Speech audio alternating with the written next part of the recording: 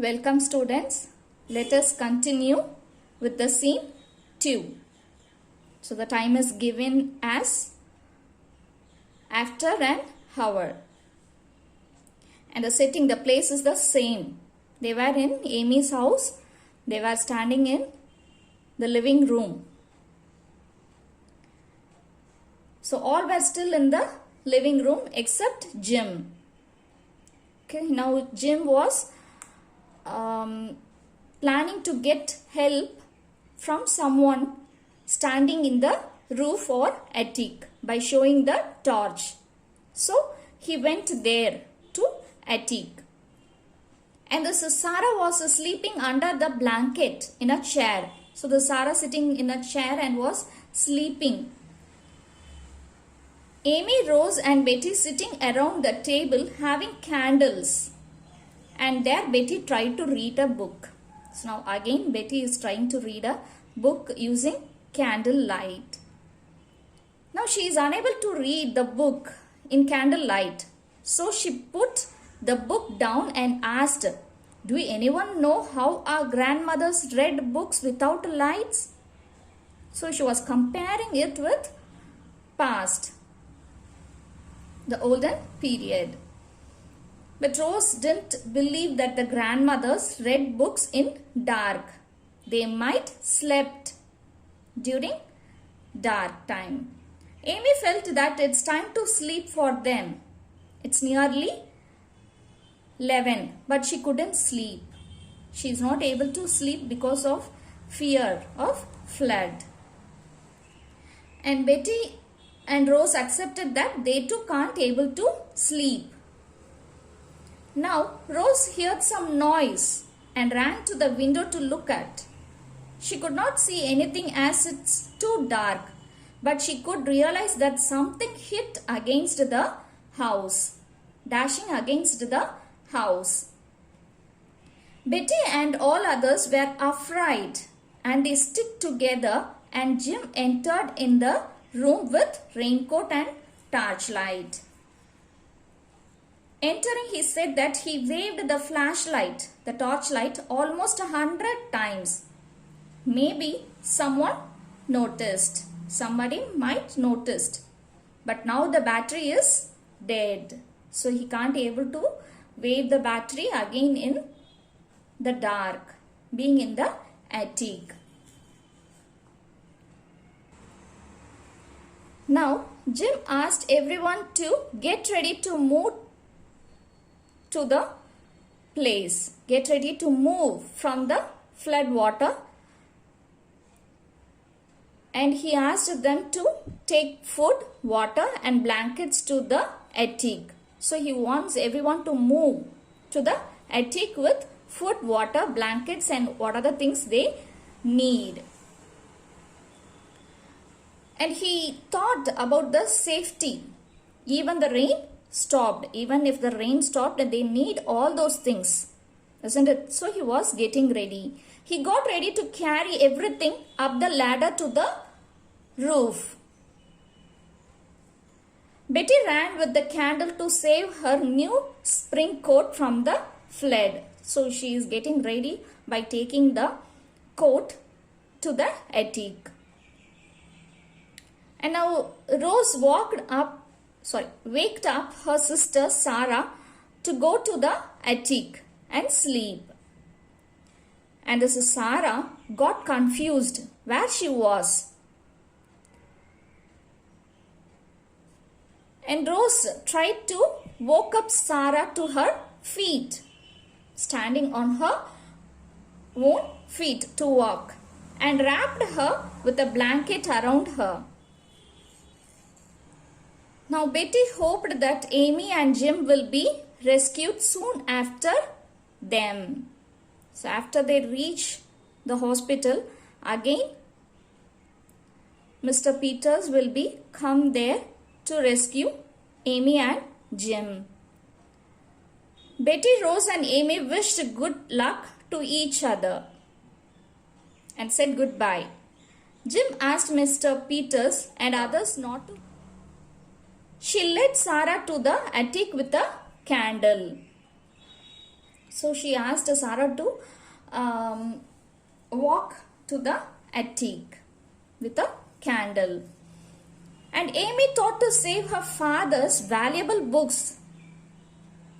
Okay, so they were getting ready to get safe, isn't it? So they are going to the roof, and this Amy was thinking about his father's valuable books and as well as her mother's jewelry. On that time, Jim shouted that they need water, food to survive, not the books and jewels. He got angry as Amy didn't realize the situation. She is not serious enough. So he got angry. That time they heard a voice. They heard a voice. It's me, Mr. Peters. Mr. Peters shouted, Mr. Marshall, is there anyone there inside the house? So he was searching for people who is inside the house. Amy was happy that someone came to save them. So she ran to the window saying that there they were. So we are standing inside the house. Please come to rescue us. And Jim ran to the window with a candle saying, here we are. We are inside the house. Betty was excited. Who is there to rescue them? So she was very excited. And Mr. Peters, being outside, he was in a boat outside. So being outside, Mr. Peter inquired, are they safe? And he is saying that he is Tom Peters and Miss Marsh is there from Red Cross to help them, to save them. And they were in a boat. And Jim guided Mr. Peter and Miss Marsh to way to enter house. And they entered the living room with lighted lantern. So now Betty was very happy saying that they got rescued. Now Mr. Peters inquired why those children were alone in the house. So he was puzzled. So while this Mr. Peters is inquiring why the children were alone there, that time they heard a sound of crash and a scream of pain. So they heard a sound of crashing sound, okay, and someone is screaming in pain. Rose shouted that Sarah has fallen off from the ladder. As her candle is fallen down, she asked for help. Now Mr. Peters, Miss Marsh and Amy ran to get her, to help Sarah. Okay. Jim asked for first aid box and he arranged chairs for Sarah to lie down. As she got wounded, as she got hurt, he thought to comfort her by making her sit in the chair. And also he took the first aid box. Now Mr. Peters carried Sarah and placed her on the chairs, saying that she is all right but afraid. She is afraid more than that she got hurt. Amy placed the lantern near Sarah and saw Miss Marsh examining Sarah. Thus not to worry about him and Amy. Now the boat moved towards the hospital. Amy and Jim entered the living room being tired. Amy blowed the candles as they got the lantern light. So as there is lantern light, they no need the candles. So she blown it. Jim poured 2 cups of coffee, which is given by Mr. Peters. So this Miss Marsh is examining what happened to Sarah. She is a nurse, isn't it? So all stood around Sarah and Sarah cried in pain. She started to cry in pain.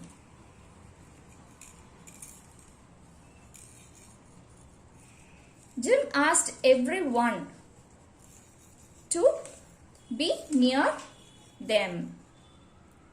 Miss Marsh said that Sarah got hurt badly and wanted to take her home and treat her. So she has to taken to the place where the medicinal equipments are there. Medical equipments are there. So they stood to take her to the boat. Sarah's right leg got broke below the knee.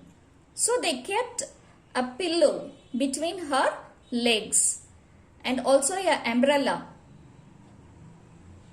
Okay, so they balanced the legs because she must not shake her legs because of the wound.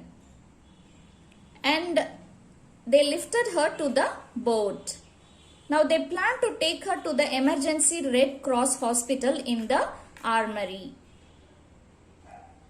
Mr. Peters informed Jim and Amy to stay there until they return, leaving Rose and Betty in the hospital. So now Mr. Peter is trying to take Rose, Betty, Sarah to the hospital. After leaving them there, he will again come there to Amy's house to take Jim and Amy. And Jim accepted to be in the roof until they come to rescue them. So that Mr. Peters left an extra lantern and a jar of coffee for them and asked whether they need anything else. So Mr. Peters gave a jar of coffee and an extra lantern to Jim and asked whether they need any other help. Amy said, "Thanks." Mr. Peters asked not to mention and asked to thank the Red Cross. Now Mr. Peters carried Sarah and lifted her to the stretcher which is in the boat. Miss Marsh picks up her bag and Rose and Betty got their things, their coats, their bags, their things they need and follow them to the boat. And now they were getting down into the water to reach the boat. They were following Mr. Peters. And this Sarah was in pain. She was crying in pain and she asked Miss Marsh to give her something to stop the pain. She asked any medicine to stop the pain. In that place, Amy gave a kiss on Sarah's forehead.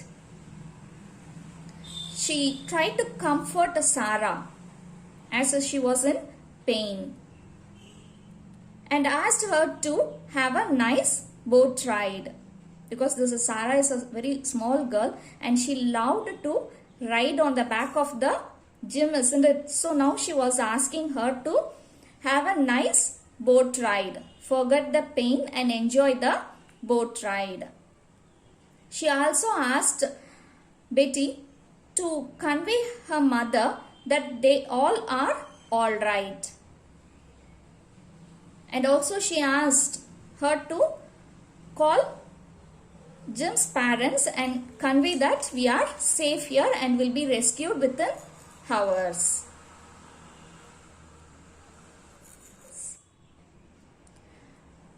Jim is glad that they have a best disaster committee in their town. So he was very proud of the rescue committee. And as Amy thanked God for rescued them by Red Cross emergencies. Thus they got saved and the drama got over.